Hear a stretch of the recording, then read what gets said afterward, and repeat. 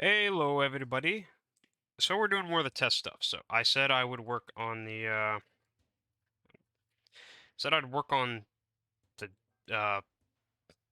well, the test platform for this engine and armor, and this is it. It's the same hull. You'll notice I put a bunch of glass here, and you might be wondering why I compartmentalized it. Well, I had to show. No, I did forget something in it, which we'll fix extremely, extremely quickly. It's to show where stuff would go generally, and it's an excuse for me to put monks on it. Anyhow. And it's also to lighten the frame, so when we're doing armor tests, like in this area, which is the only part we really need armored, I can actually, it saves a lot of weight. And taking off the turrets also saves a lot of weight. I added some superstructure bits, but that was about it otherwise. So, today we're testing engines. And when I say this, I did a lot of the math first. It took me like 2 hours to actually get to the point we are today, and we're not doing diesel electric because it was kind of extremely hard to do turbo electric, but anyhow. So we'll start off with diesels. Now, when it comes to diesels, they're a pretty interesting little set of things. And I'm going to tell you right off the bat, the boiler's numbers are not the most trustworthy. Well, they are, but they get more space efficient as time goes on. So, like, this becomes a lot more space efficient than this. With diesel electrics, you're gonna, for a 20 block diesel, and I'm trying to baseline this off of 20 block of the base thing, or one magma. And 20 blocks, 20 block diesels, you have horsepower about 1400, the weight is about 8.13 tons, and that gets you a net of 765 horsepower per ton. It sounds like the best, but magma scales, the steam engines scale. They're not exactly the easiest to well, you'll see what I mean in a sec. They weigh a lot more, the per ton measurement, but they do produce a lot more power. So we come over to our our steam engines, and it's a 1 magma 20 engine block setup, and this will have 5,600 horsepower, which, if you notice, is a ton more than the 20 diesels. It is literally over 3 times. So you can see why the diesels aren't really used super often. And that nets you about 403 horsepower per ton, because this guy right here weighs a ton. This block is one of the heaviest blocks in the game. You come over, and this is something I had to do a bunch of math for. I had to do a bunch of testing, make sure everything worked. So, when it comes to turbo electric, what you are doing is you're piping a, well, boiler to a large steam generator that will power some unconnected motors. Now, here's where things get a little interesting. From what I know, you can't actually power multiple motors from one steam gen. It just, because it's not actually being powered by the steam gen, it's powered by the stored power. So there's a possible advantage here where it comes to you can have more shafts while only having one singular big steam room, but I'm not sure that's the greatest idea. So the optimal ratio I came up with is 1 to 3, because one gen can support about half of its motor and horsepower. And when I say that, that is what it lists in the chat. So if I select this, because I have a nice DE sign, mouse over, where is it? Where is it? Here. This is how much horsepower it says it has. That is not telling the truth. But you always want to have less than you generate with the steam generator. So I used a 20 block here, even though technically a 30 block would be the optimal for one singular magma. And the reason is very simple. You need power. You can't just power yourself off of nothing. You have to have power. Anyhow, you also have to have a battery. You need at least one battery because they store 10K power, and you need to store that power. You can't just let it go off or you'll run out of electricity to power your motors. So this is a 1 meg, 20 gen, 60 motor, 1 battery setup. And said horsepower is 2,450. That is a lie. It actually has 2 times more horsepower than you think it does. When you go and test them, you'll notice that the horsepower is significantly higher than it says. So this one has actually 4,900. The steam gen, which I should put this real quick over here,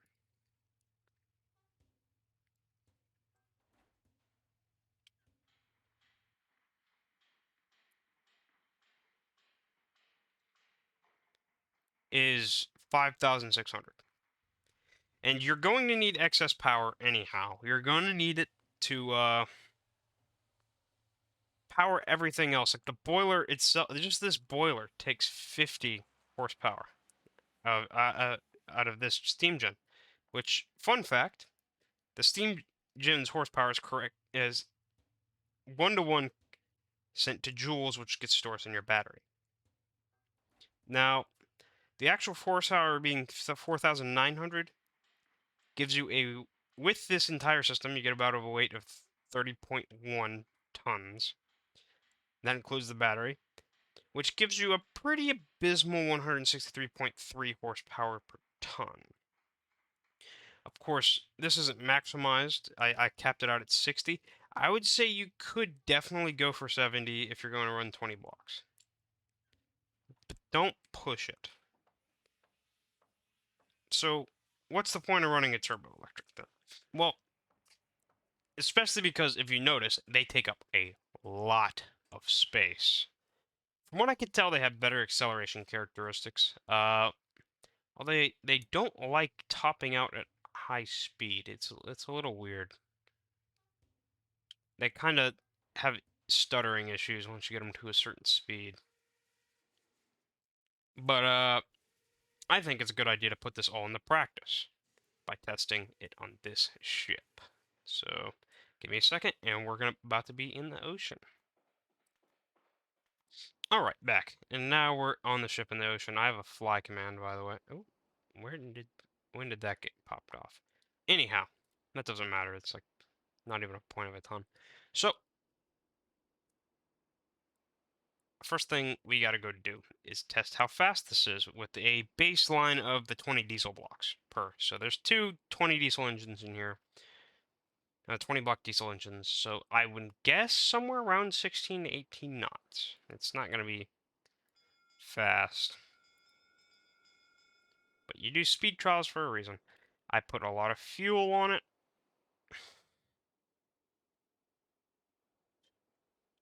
And you'll notice it's flying. It's floating super, super high. But that's because, again, it's supposed to be extremely light, so I can carry stuff on it. So this won't be exactly the most representative of how fast this hull could go. Because, again, the water line's right here. It will definitely not go this fast. And if you noticed, here's our little props. They're in the water, so this thing should still move. And you'll notice our acceleration characteristics aren't great. I might want to lower these guys.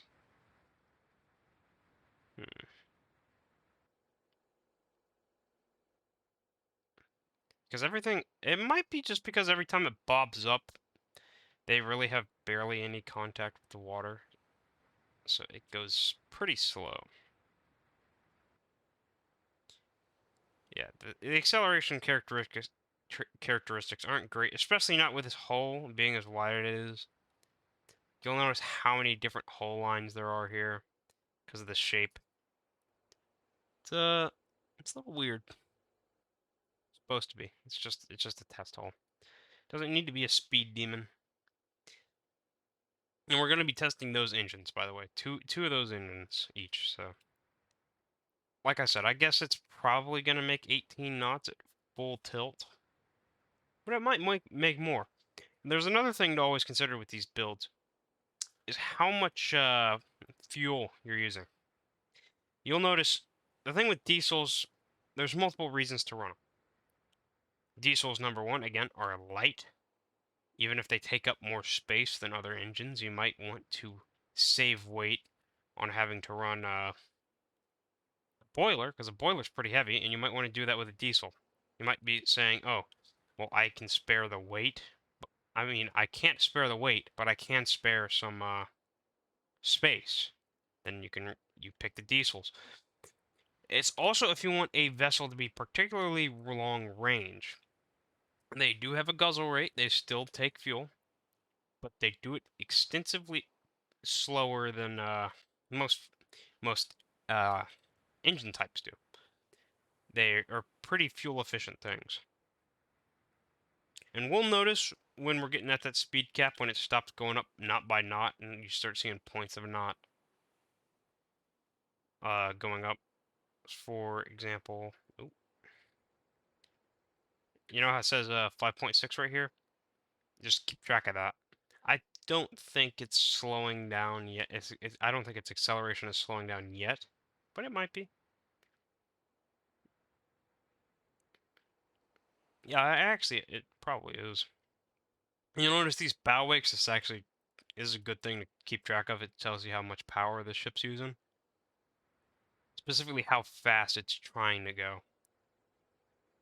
Yeah, this is going up incremental now. So it's probably not going to make more than 16 knots. Well, more than a full 16 knot. It might make 17, but I doubt it at this point. I think it's probably going to coast up to 16.8 and then maximize.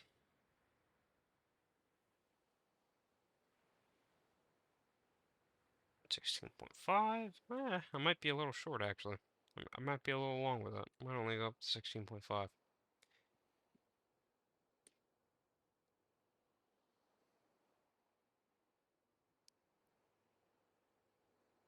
16.7. Now it's deeper, so it's going to have a slow down a little bit because your drag does matter. The amount of blocks the water is touching, it actually makes the most out of if the hull's more efficient or not.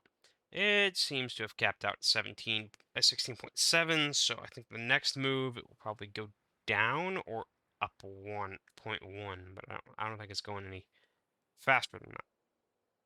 16.8. Yeah, this is roughly its cap. We could run it for a little longer, and it might get a little more speed, but it's not going to get much more.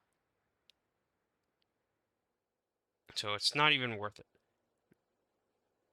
So generally, diesels, again, there are engines you want to use if you don't have the weight, but have space, and also if you want to be very fuel conservative. Because notice the fuel hasn't gone down once yet. Sure, it will eventually go down, but it just hasn't done it yet. So that is great for that, and I will be right back after I switch out the engines. Alright, so we're here. Back with a different one. This is the Steam version. So something interesting about the Steam versions is they... Oop, not enough electrical power. Hold up. Okay, so you just got to see the disadvantage of Steams, which is that you do have to have uh,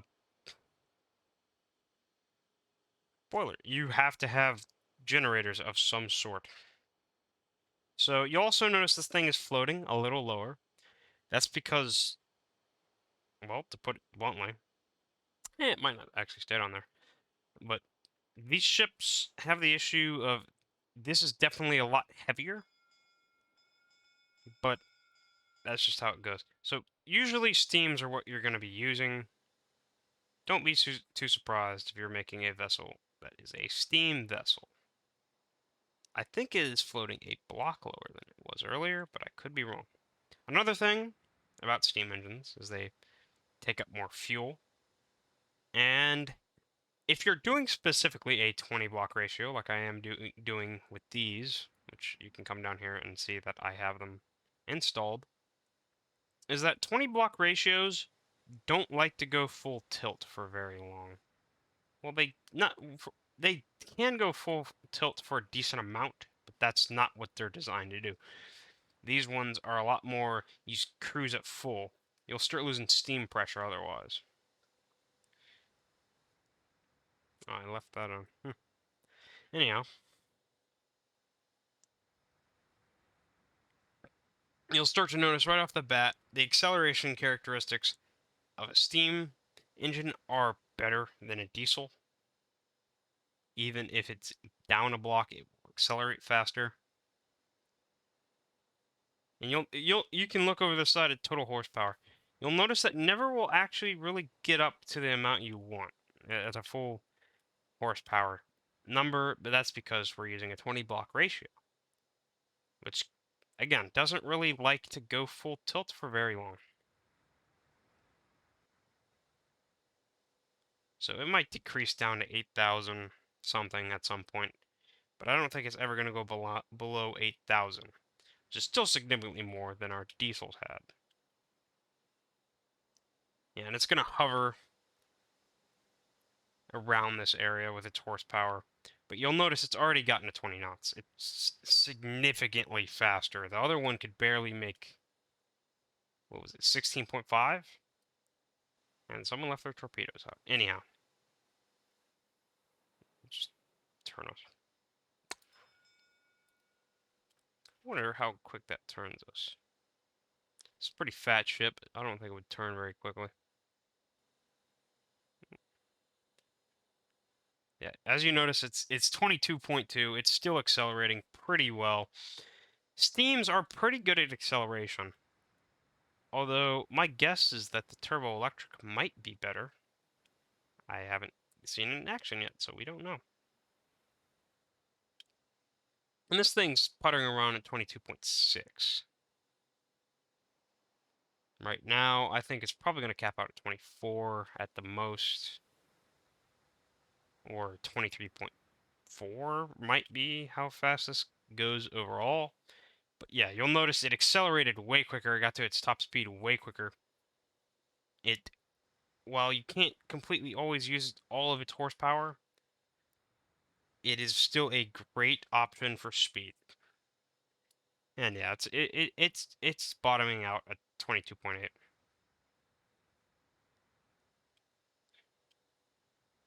So yeah, it goes roughly 6 knots faster. And there's one last thing we gotta try. Actually, I think it's exactly 6. And there's one last ship we gotta try, so I gotta head over there and reinstall the power plant, and I'll get back to you.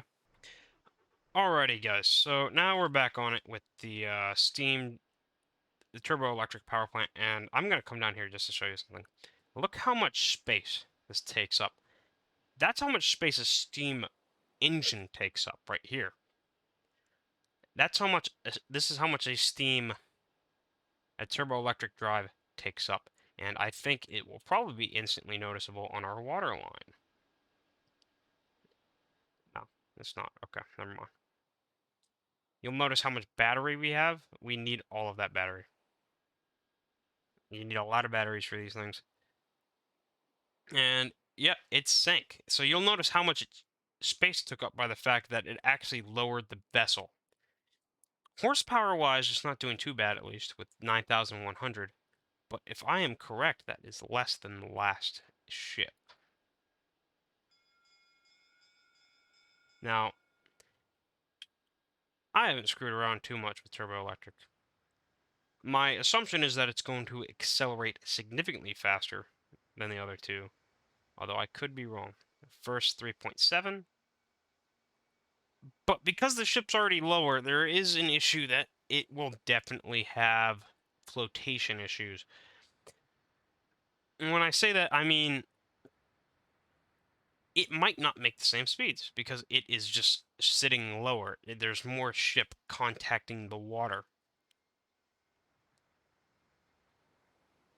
And this is a hull that I specifically set up so I could use the torpedo defense, I could use the armor. So it has a lot of air. And the fact that it required 60 motors to get up to this speed is a not speed, but get up to this total horsepower is pretty questionable. And I'm noticing the acceleration characteristics aren't that much better than Steam. If anything, they might be a little worse. But that also might be because the ship is just sitting lower. It would be... I wonder if it's going to be able to get to 20 knots. I don't think it will. I think we'll probably get to 18. But there we go. We just had a sudden burst to 15. And perhaps it has something to do with the torque curve. Maybe there's a better torque curve as you get to the higher speeds. Like, yeah, you're just going up another 3 knots. We've been going up way quicker than we were earlier when we got to these higher speeds, so it's probably something to do with torque curve. Also notice that while the total horsepower for the steams went down, these are not going down. It's staying at a nice flat 9,100. But there is a lot more boat contacting the water, so I doubt it will get much faster. 20.9. Actually, it's still accelerating pretty well. So, I guess if I had to say what you would use these for, if you have a lot of space, and you want to generate a lot of electricity anyway, for some unknown reason, I don't know why you'd want to do that, then these are actually fairly viable. They do take up a ton of space, though. And you might just be better going off with steams, like normal steam engines, because these things have that disadvantage of, oh, we take up so much space. And yeah, technically I could fit more engine per the block I was using. I don't think it's the smartest idea. You gotta remember, ships are gonna have a bunch of lights on them. You're gonna have a bunch of stuff powered by electricity that you wouldn't think about, like radios, radars, detectors. And all of that stuff adds up in weight. So you'll notice this one's going literally a knot slower than its steam counterpart. Which makes me question that if it didn't take up so much air, perhaps it would actually be slightly faster. I would think 23 knots, 23.4 maybe. But it is a quite literal knot slower. And one of the main things I wanted to do for this video was find out, oh, what are the ratios? So if you're building for a turbo electric set, which you might be making an American standard class, very specifically, there are a couple things you need to do. One, make sure you have leftover. Don't push up to the max of how much you can use. Your greatest guideline is the horsepower you get from your gens. So for a steam gen, for example, these ones, there's two 5,600 horsepower steam gens. So that directly converts into joules. When you're building your ship, for some reason it says half of the amount of horsepower your motors actually give you. So my advice is this. I would say a 1 to 3 ratio, as in for every 1 generator block, you put 3 motors, or a 3.5. 3.5 is probably the better of the ratios, and you'll probably still have some left over. But that's for you to experiment from the 3 to 3.5 to the 4 range. 4, I know for a fact, does not work. So anything below 4 to 3 is your experimentation range. Well, this video is kind of short, but I hope you guys did enjoy it. It's a pretty interesting little thing to record. I'll see you guys next time. Have a great, wonderful day.